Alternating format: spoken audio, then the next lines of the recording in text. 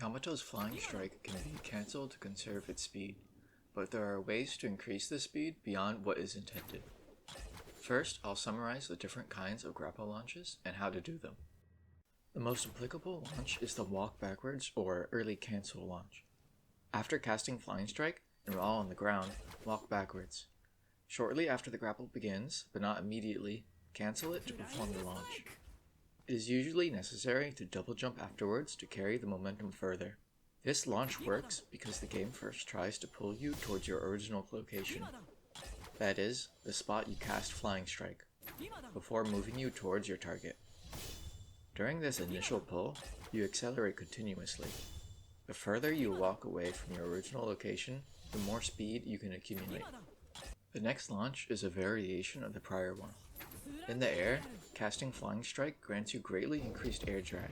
However, if you perform zipline momentum conservation by crouching off the zipline, you can override this air drag and move much further in the air than you otherwise could.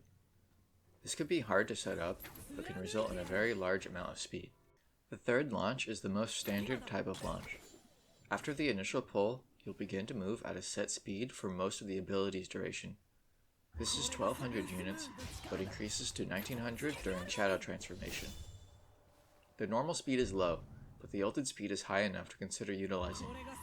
This is particularly relevant immediately after using ult, since it makes you airborne, which can make it hard to quickly perform the previous launches. However, you do need some space to accelerate to max speed before you reach your target.